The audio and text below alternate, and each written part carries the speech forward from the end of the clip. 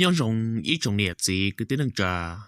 lòng một trâu trồng có mùa phong dư trồng lòng xua lên sợ tù rồng xia với nhớ tụ lúc sợ cho những nó đã có một chơi mùa nhung một lúc sợ hở đã có lòng một chi đã rồi ý trồng nè gì cứ tiếng đằng trà đã rồi trồng lòng xua lên sợ tù ấy nhớ tụ lúc sợ cho những nó là cụ giờ đã có lòng một thà cho tới mấy cái chữ sự sang đã là cũ với giờ bắt đầu tên này tên gì lòng một trâu tên cứ tên ti tên này tên trà lỡ tôi muốn chỉ theo tôi một trâu nhớ rồi dàn đạn đây ấy giờ đã có mới cho là một chauffeur cho là một thà được bên nó kia là dễ đùa ấy giờ linh đạo nhớ rồi rằng tại nó là quý gia ít rau ở sau thia một tuần này ít tụi tiêu lâu luôn bị họ bỏ chùa sần thọ nó nếu quý gia tụi mất sau thia xa tới đâu cũng mới cho là một thà được bên nó kia là dễ thia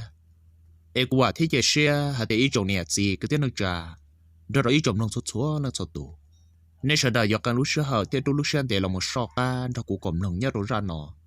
xin đoạt thảo pi và kèm một giờ là thảo cơ thia ấy chỉ cụ giống mất thả thì mất pi đợt đại lý tụi tiêu là bao chùa sừng thọ nó nếu mất sáu thiết xa tôi đâu cụ nữa giờ lên đại lý tụi tiêu là bao chùa sừng thọ nó mà này cũng tao hại tiệt nhớ rồi ra sự sang đã nó cũng giờ ít ra sự sang ở tàu trâu theo tàu trừ sĩ thảo xong ít sẽ cho bùa gì chồng đó và giờ lại nhớ rồi nó lúc rõ tiết thù nhớ rồi lúc chơi nhung thầu no lo cho nẹt gì cứ tiếng nói tròn mong lo lại cú nẹt khoa kia là một nho chỉ tao mua về cho gì thia lại cú nẹt khoa kia là một nho mua liền đợt nàng gọt bê nàng gọt bao gì nàng sư chỉ nhớ rồi hậu tụ tiếng lo bao chùa nó lại lúc rõ tiết thú nó chỉ là cú giờ mới thu 9 giờ luôn bị hoạt dịch cua nó rồi lấy hành đã lấy tụ dịch cua nó cú giờ ít tu năng lầu muốn nên nhung thắt trở lên đầu lấy cho o lấy cho bé chồng đó ta chỉ lấy tụ dịch cua nó cú giờ ít tu năng hoạt giỏi nhẹ theo cuộc của giang sư thằng đó chỉ nên có giấy tu năng của nhìn nhớ cờ cái chạy mong một cờ tới giờ khởi công kể đa thấy đa lo chỉ tới giờ khởi công của phong trà tới giờ đó thiết chỉ ta liên đó nó là có một cờ tới giờ khởi công của trò công trà công thiết tuột cả lo một đó tới giờ khởi công của kể đa đờ đa tới giờ đó thiên nó nè mà nhớ rồi tới giờ khởi công để nó mà dù dân chỉ rong giờ cờ qua đầu qua đi giờ thì dùng một cờ tôi giả tư lợ mà đa giờ chủ là một sĩ dùng sư liền ta là một trong tên nhau khởi công của phong trà tên nhau ta giờ thì yêu cờ tao là mà giờ chủ mua in nung ởอยู่ở trâu tệ là sĩ trâu tờ còn lon trà lo ta ra ta ra ấy giờ tao mới ra khởi công và dùng một cờ tao đã cho là một sĩ trâu thế nên họ bồi vô phong trà là sĩ họ bồi vô không thia bồi vô lăng nữa nè chỉ ta lên đạo sư là một trong tên nhau khởi công của cho nhu chia trên đài là sĩ cho cái rác đại tông cho nhu sâu nhu giàu đã bỏ phá tới nhờ đời giờ thì dùng một cờ tiếng ít nấu tư mà giờ chủ mấy tu là một sĩ dục chu sẽ dục chu bây giờ hành một lý trả tiền nữa nè chỉ nhớ tôi lúc sợ thằng đó tôi tới là bỏ chùa nó là tôi chỉ qua nó mà giờ ấy tôi năng của cho khởi công khởi cầu lì chỉ cho năng nhớ rồi đối ra đối ra họ mua mẹ tôi mẹ nhụa em một liền một tê lò em có cua tê là như một hồ là tôi chỉ qua nó tôi qua khởi công khi lùa đầu lo xin nó khởi công đầu buồn đã chế em được chua tụi mình nhỏ nhất rồi sát lâu tiền được một chua rồi sát lâu tụi mình nhỏ nhất rồi sát xì lo xin nhất rồi sát nô tờ lo một rồi sát nô bông tiền được chua một trâu sư chỉ mình nhỏ dân chia lợ mà lỡ tôi chỉ qua nó cho khởi công của giờ lăng khơi cầu lì thia nó nè mà tới rồi nhất trâu cho quần năng và bóp bóp khởi công tới nhỏ khởi công và khi lúa của mình nhỏ chóc qua khi lúa kệ đá bầu lo một đôi tới nhỏ lớn đa kệ đa thầy đa tới nhỏ tờ tới rồi lâm nông cho tới rồi dọc bao rong hạt tiền dụ lý trà mình nhột theo liền chia cái xăng luồn này nó tới rồi bây giờ chỉ cần bỏ lại cho nó thấu qua lại ta chỉ nhớ rồi lại xăng lầu thấu đó hôm màu nó cũng chỉ tao mua trong món đầu bể trà giờ lại chuột xí tới nhau cái chạy mong đã quả mong xứ giờ lại chuột qua tả lên là bao giờ lại bây giờ là sự bao qua kia dạo trên đạo sư nữa nè nhớ trong lúc sau thằng đó giờ là tụi gì qua nó thia là tụi nhà quan đó ngã tới sĩ dù là tàu bây giờ chỉ lưu xong đó ngã chúng một sáng này tại thế gì muốn lấy oi rau sư thầu nó ngã tới mấy tụi mình nhỏ là tí chỗ đây chỗ rau tụi tiền gâu là tí tiền gâu họ tụi tiền rau là tí tiền rau ta cháu một môn năng là tí một môn năng lợi thầu nó chỉ ngã chúng mấy tụi mình nhỏ mò nè khổ mà lấy ý xong đâu đó bây giờ nè khó chơi một cái run thằng theo một tờ từ chỗ rồi nó nhớ rồi in hôn đó ô lý cha giờ mỗi khu nè chiếm lọc bút thơ khu này chiếm lọc bút thân là nó gã tự tôi muốn gì là gì giờ ở bé đã chùa cho một lô lia lô tên là thia nhớ đâu lúc nhà ta là cứ giờ lúc này nhà bé liền tu ai dùng một trọc lo liền tu ta ai cho tiếng năng lui là lúa tê là tiếng lúa ta tên này pha lợ chỉ nhớ đồ lúc xưa thằng ta khu này chìm lọc bút thân là nó giờ tôi nói là chỉ giờ nó đầu lâu ý nó trồng tu chỉ thế là giờ là muốn đó là chỉ qua nó bự nhớ đồ lại tụi chỉ qua nó lúc trẻ vì cho họ tụi chìm lọc bút thân nó cứ vậy tu ở cục của giang sư thia chỉ là tụi chỉ qua theo tụi chỉ em lọc bút thân nó gã chậm một bự nhớ đồ sốt ra hậu giang họ tụi mồm lọc bút thân đó là này cứ vậy tu này ở nhìn nhớ hậu giang gã thia chỉ nếu những bữa trời tôi nhiều giang gã được cổng đâu mà lúc này khỏi cho mấy những ruột băng la còn hiện mặt đa thủ liếp lòng sự thia nhớ trong món đó chỉ qua già cũng này chìm lọc bút thơ nó tôi muốn đó là tụi chị qua nó nhớ rồi hậu trẻ hậu ý mấy chỉ bự bự giấy tà mò u lý già là tụi chị qua nó tụi mấy nhụa và mới ý想到đó giờ qua tân rằng theo rồng lý dòng mò được họ tư rồng lý được qua thiên giặc tiết khứ tư cho út nó sư chỉ qua bộ uống bộ no cho thằng nó là tụi chị qua nó thiết giờ mới chầu kia này bao giờ tốt cho lo này bao giờ tôi sai ta chỉ bao hạt để xóa dòng móc họ tư lì chỉ là tụi chị qua nó thế xã thì chỉ cũng sự uống ra nhiều khởi con và khi đã bao rồi nhớ chặt đã bao là thay lại trả thế chỉ giờ uống cho chúa khởi con tan thò thế giờ mất khi kia cho tụi mình nhỏ sát tệ ôi cha mình nhỏ nói rằng qua tam bảo lý thế lo quan trọng tiệt khứ tư chỉ thằng nó tụi chị em lo bất thân đó mà nếu vậy tụi nó của tôi cho khởi con kia nếu có vậy tụi nó của tôi chọn ta đám bộ phà cho nhu chia rèn đại nhu sống nhu giàu tới nhận đó chỉ giờ thì tụi nó tư giờ thì nên cho kỹ nó chị tụi chị em lo nó bút thơ nó nữ cho khởi con đó nữ cho mùi giò thiết cho mùi gì chỉ giờ thì lên thì cho kỹ chỉ cũng là một trâu đồ thế chỉ thằng nó tụi chị em lo bút thơ nó tua đồ bua bị rộng mong bị nó lo nó cũng chẳng ga tôi đồ bua bị nó thế chỉ thằng nó là tụi chị qua nó tụi mình nhọn đó cho kỹ chỉ thế li trâu rồi là tụi chị qua nó tụi mình nhọn nữa thằng đó giờ qua chỉ mò ra trồng ra mò ra trâu bể tụi mình nhọn chén răng tia cứ trừ rũ rồi nó qua đi nhậu đủ tà lên tha thằng nó tụi chị em lo bút thân đó thế giờ sợ sợ lúc nhặt ra là cho chỉ thế giờ là hai rồi là tụi chị qua nó thì ô chỉ cũng mà đi sai so giờ này mò họ tư chỉ là tụi chị em lo bút thân nó sủa kia sư chỉ ô nhưng bao kia thì giờ này cho khử công đó là một tỏ lại thằng nó chỉ nên thế giờ qua cho chúa khử công rau tại đây tao nên qua cho chúa khử công tan cho để qua chúa bé bà rau tại đen đó chỉ để qua mót chúa kia rồi tụi mình nhọ tan cho u bây giờ tụi mình nhọ lúc xuân chia chỉ để dẫn chia kia ta thế chỉ để giờ qua đó tụi mình nhọ đã cá qua giàu rù thế tụi mình nhọ giờ đã cá kia rù đã cá tua thằng nó là tụi chị qua nó thế là giờ hai đó tụi chị em lo bút thơ đó tiểu bắt tháo u bây giờ có cho khử công nó giờ khử công đã chỉ thế của tụi mình nhỏ nó giàu đi chả nữa họ qua lì đó cái thằng nó tụi chị em nó bớt thơ nó thế là sẽ biết kia đó là tụi chị qua nó hạt tiền ô có tụi mình nhỏ mò lì nó mà nó cho kỳ em cũng cho khởi công tua thia em cũng cho khởi công ở lọt trâu rồi nữa sư son chài của tụi mình đi thì tụi mình chết ta lại em có son chài nữa thằng nó là tụi chị qua đó thế là giờ hai đó tụi chị em nó bớt thơ nó thì ô giờ lên đó cho khởi công co giờ khởi công đã chỉ cái tụi chị em lo bút thân đó nó thế là giờ hai đôi là tụi chị qua nó hạt tiền giờ khởi công đó nó giờ cho khởi công của cho cái rất cái tông là sự cố khởi công cho tụi mình rằng em có số tiền tua lo tê nhớ được bao tụi tổ chế tê tụi nào qua được qua được con bao tờ là sự tê tụi nào qua con du nữa có tôiยัง giờ tua tụi nhiều bỏ chế thia giờ khởi công đó nó giấy cho khởi công của hậu sạ bao thầu u là một sư cái thằng nó là tụi chị qua nó thế giờ tiền ô giờ lên đó giờ thì yêu cầu tao là ai yêu cho là một tuổi đa tụi nó tên đó bây giờ tao thế cái thằng nó tụi nó bút thân đó thế là giờ hai đó là tụi chị qua nó hả tiệt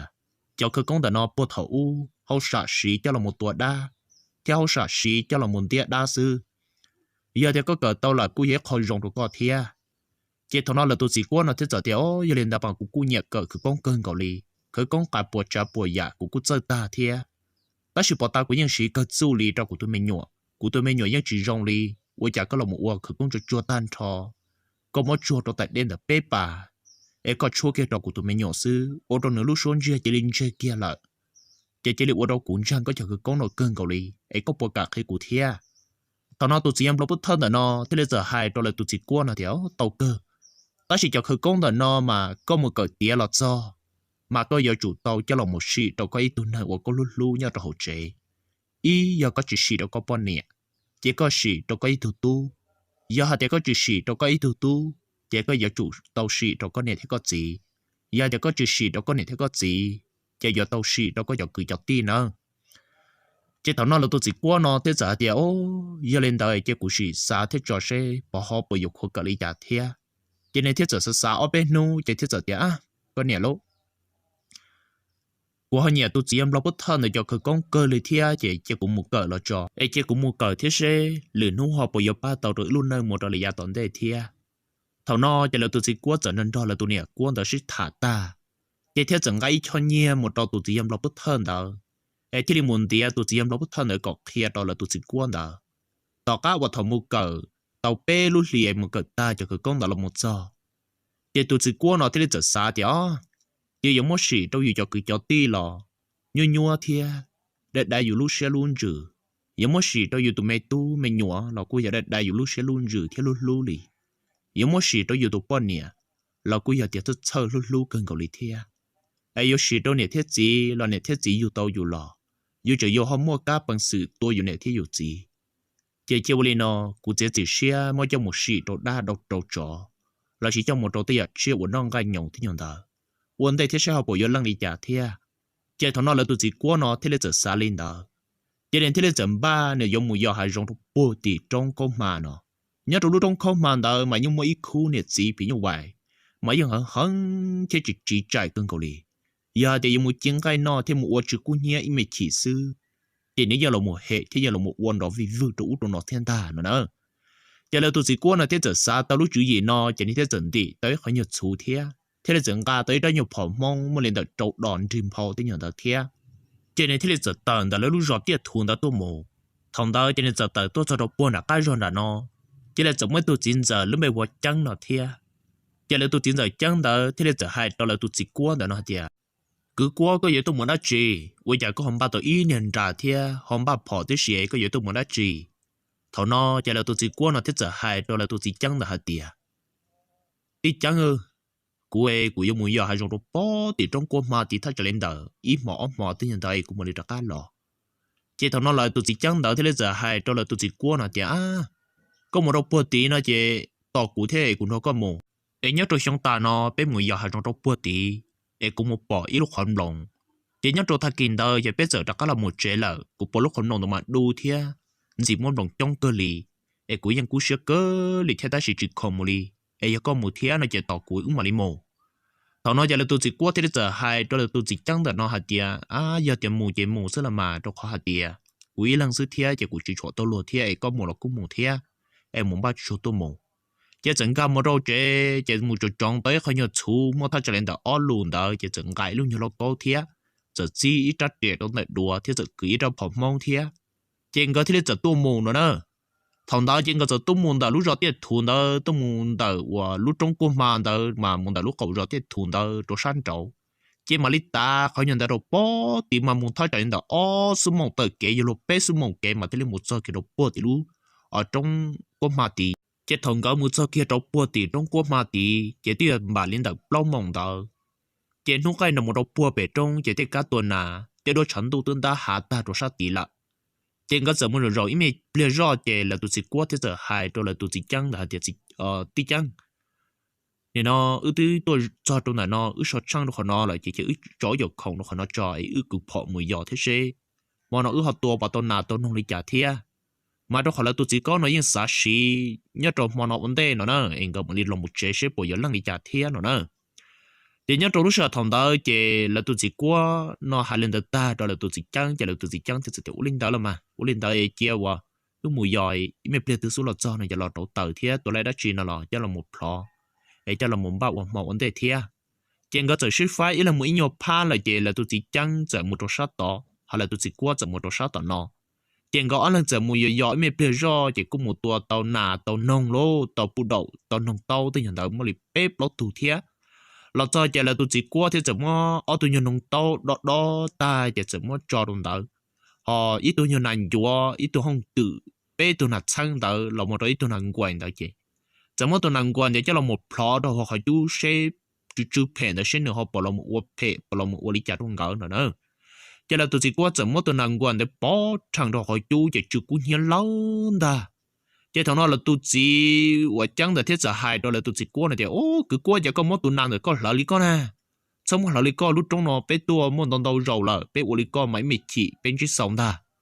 bé uli có ta sư chế mẹ bia rau sư chế chỗ đại chỗ đủ lọ thia mà thì tu đã chỉ tập phăng lọ uo li uli nó đồ bé mà chỉ tao lùa kia li ở sau li có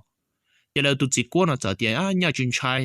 chính trai thì giờ nhà giờ chúng ta đã chỉ lợi đến để nó tới rồi chỉ nhau lợi rồi sẽ xích thải đi nó tan trò giờ tụi năng quan là ta tổ cú nhà rồi đi tan trò sư chế là tu chỉ chắc giờ là một mất đi kia cho săn đầu lại giờ là một mất đi kia cho săn đầu chỉ thiết giờ sau li có chú phê giờ thì có là uo nó chỉ cũng mà li là uo để có một thân dân thia giờ thằng nó là tu chỉ qua giờ một bữa đâu phải lúc nhiều là một thân dân chế lại tôi chỉ chẳng sợ là một mỏ tôi nhận nàn tới chắc là một đó ta chị mỗi cho nàn tới chẳng đó ít tôi rủ ta chỉ sợ mỗi cho một bài là khỏi chú là cho chỉ thế giờ tiểu cứ quá dùng mỗi cho là một chi là do mỗi hậu nào thì hai đồng chú lo lên nói chỉ cho chi chứ mỗi hậu sẽ là bỏ cái thằng nó là tôi chỉ quá đó chứ giờ hai đó là tôi chỉ chẳng là thì chỉ mỗi chi sẽ là mà tôi để lên nói chỉ chi cái li bé tôi bao tôi thì hàng đó nó thì bỏ khởi men chỉ chi sư cho hậu chế là tôi chỉ chẳng tới giờ tiểu giờ thì chi nó mà ít mấy chịu đi cho sự có lạ lại chế là tôi chỉ qua tới giờ tiểu cũng mà lạ là mà nhớ chuyện trai thế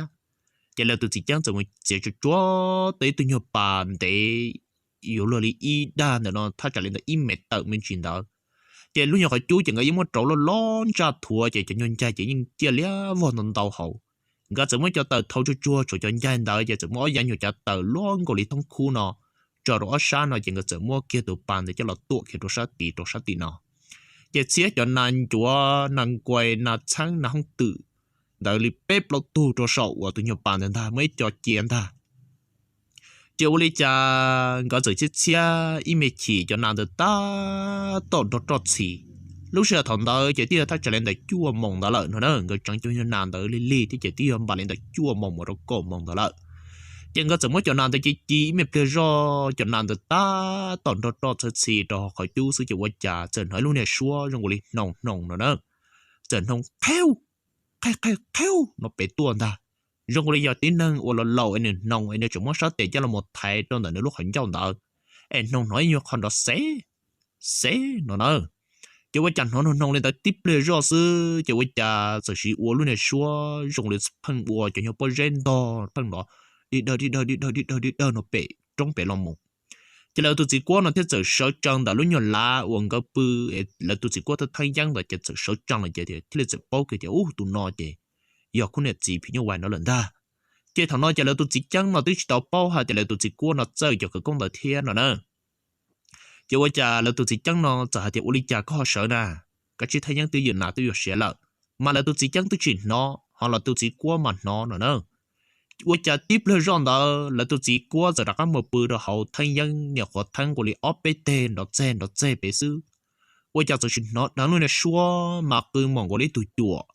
mà qua nó đó từ đó từ rong chen từ bỏ bị trong bị tuôn ta tôi giờ bỏ bị lúc nhiều trong qua mà bị tuôn ta chỉ tiếp了让到sư chỉ sợ uo chỗ đại chỗ đu mà đóng cao to chỗ mà đó vì vu tôi trong đã đọc bể lý thia chỉ thằng nó là tôi chỉ qua thế giờ hai đâu là tôi chỉ chẳng tiểu đi chẳng nữa, tôi chả họ là mua chỗ đây chỗ đu, thế có bọn nó lên nhà số ở bên trên đó, thế lúc số uống một tét quan đó, thế thằng nó là tôi chỉ chẳng được thế trận chạy kiếm lông nó tôi chả nó lên nhà số một tét con mà phăng qua, nó bùa bên lên nhà cá trông và con mà bị tua, họ cho xuống một tét qua chỉ phăng qua, giờ dầu bùa bị tua họ chỗ đây chỗ đu chỉ chẳng nó vong, ít nhân thử thoát đầu bể, đã cái nó vong ít nhân thử họ thấy tôi nhớ trên đông nó lo chơi để sợ tên nó phong pa nó buồn là tên lần ta yo thằng nó chỉ dùng cái li tôi chuyên đó giờ phong lo dây rủ tôi nâng cỡ ta chơi thằng nó là tôi chỉ qua thế giờ xa tiền chơi của sự của cho cái con nó thế sẽ học bây giờ năng lý cha tôi sẽ vun lo bớt thay nó tới hai đầu của hạt tiền giờ thì muốn cỡ tiền là cho mà giờ chủ mới cho là một sự đâu giờ cho nó họ chơi vấn đề gọi cho cái con nó nửa lăng thiên mà thiên lý sẽ bổ giờ lăng thiệt sĩ đối với cho nó họ chịu vấn đề đó sĩ chỉ cũng mới cho tôi sĩ đâu phải như vậy vấn đề sẽ họ dùng lý trả cho nên thiết giờ sáng chú chúa cứ con mà thằng nó cần tiền rồi chỉ tôi sử dụng lộc thằng nào dùng mất tàu từ nhu tông họ ít từ nhu chế mẹ ít khu nhu chế mẹ rồi ít khu nhu giàu thiệt nữa rồi ra tiền tông để lấy ít nhu đỏ nó thiệt ra tiền tông mà nó mà nhân chế cần cầu li giờ ra của dù tụi mới răng ở dùng mông câu tụi mới răng thiệt lại tụi mới răng chặt đá nữa chỉ nhớ trong lúc sợ thằng đó chỉ là tôi chỉ qua này thế giờ tôi cho chó khử con đầu tụi mua răng chỉ sợ mua đất tiền để cho là một sủa kia tôi cho tụi phi như vậy phải luôn bể xứ do tiền này do lỡ nó chỉ do tiền lăng lỡ nó chỉ như chủ lo thấy chủ tua xứng đà do tiền tua cho con bê là nó con gấu tụi con bê là chỉ chủ lo tua xứng đà nữa nè chỗ lúc sự thằng đó chỉ là tôi chỉ qua ở chỗ chua cái con này đã tan thọ sẽ chỉ tự sáng kia chỗ khu này chỉ phi như vậy nhớ trong đó lúc trong qua mà đó nó mà nó ưa cứ ti tôi lại thì tôi giờ hay rong khu này chỉ phi như vậy đó nó ưa phe đồ mà nè nó chỉ thao tụ xe đồ nữa nó tua cả tua đó tua hủ sư nếu họ làm một than nè chị ua trâu nè là nè cho chỉ đồ nữa chỉ là tụi chỉ qua nó thế giờ hai cái liền nó tan thọ sự thế chị nơi thế là giờ sáng chú chúa này cho khử công ta sáng chú chúa này cho khử công rồi trách tiền đâu chỉ thế giờ mua cho lòng muốn khóc lấy plot đồ tủ mua răng tại lúc họ xe thiên khóc lấy plot đồ tủ mua răng lúc chặt đan rồi ta ôi chặt tiếp lên do sự ôi chặt tủ mua răng đã từng trả liếp long họ tôi lần ta rong lấy cho chăm bùa ấy dùng mua tủ bùa tua em trả số số lần ta tủ mua răng ít chơi tiền giàu trả ta lên ta tao nói tên tủ mua răng lúc chặt đá lần đun trả ta họ trách tiền lần đun trả ta lên ta kiểu thằng nó là tôi chỉ qua nói tiếp bao tiền cho cái con nó lăng thì tiền lên ta lần ta luôn, tôi chẳng câu cái tan thọ lên ta tiếp tiền rõ sư cho tôi cha trời nó nhiều số dùng đi tụ quan niệm chôn bùa, ấy dùng đi chọn bùa plo tiền này sẽ tôi chúa nữa, sẽ tôi chúa cho sẽ phăng yếu nó bùa về trong tôi ta, thế thế là giờ nói nhiều số dùng đi phăng hồ lăng gì, ấy nhiều số sống dùng đi cho mình nhiều tu, ấy nhiều khó lo mua gì xong chúa xong ta nữa. Giờ băng hoa tiệt gì lo mua bể chế nó thiên nó nè giờ là tụi chị qua gọi yên po thì giờ khu này chị bị những hoàn tạo là xương ta giờ là tụi chị qua thế giờ trả các sản xuất đó khởi công đó tụi mới răng đợt đua vậy thế giờ kìa mà nó mà ư tua đỡ tua hủ tua ca tua rong sư mà mua thì nó khu này chị bị những hoàn nhất trong là lúc trong không mà được nó mà nếu sao qua phe đó nữa là một hệ là một uli nó trâu mà ua nè trò mò trò plot trò tua mà đi chỉ sai chỉ tao tụ sẽ đồ nữa là tụ chỉ quất thằng kia nó tan cho sự chịu cha cho to lần ta chỉ nó phó chỉ nó đi khó tự lý lợi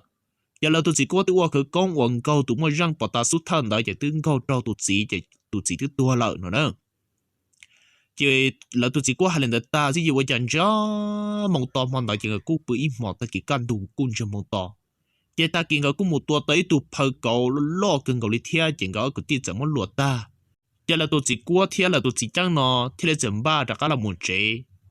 chỉ thằng cái đã cả là một số cho chế chỉ có đã cả là một chế theo tàu chạy cho mấy cái nó cá nhau rộng lợi ấy và thế chỉ xe để cho này cho gì là một rồi chẳng câu cho mùa cho nên cho trà cho phong cho gì sự thua nó sự tụ nên nông ta ra nó thằng cái này chuẩn chế theo tàu chạy cho mấy cái nó cá nhau rộng nó cá hậu hủ cứ nhẹ có tàu chia cứ cú có tàu cú tụ lo tự do tụ lẩu tụ lùa tụ mua năng tụ mua pan nhẹ lo chỉ tụ mua gì lo còn này cứ nhẹ cứ chia có tối nhẹ tàu chia có cứ nhẹ cứ cú có tối nhẹ tàu cú còn này luôn năng chỗ xí lưu chúng mua tới ba chỉ hoàn từ xử lý xuống đan đồng từ xử lý xuống mồ ai quan năng còn để một chia chỉ sống một mong gần nữa mà ai biết mà lấy đặt cái sinh chi đùa và thì cũng cho lù rồng nó giống một trò để sợ đời còn để sợ đời chuẩn chi theo tàu chạy cho mấy cái là cái nhau rồng nhớ tụ đối dùng chia sứ ai thâu cơ nói chỉ biết mà để sinh chi đùa nữa mà sợ đời nhớ rồng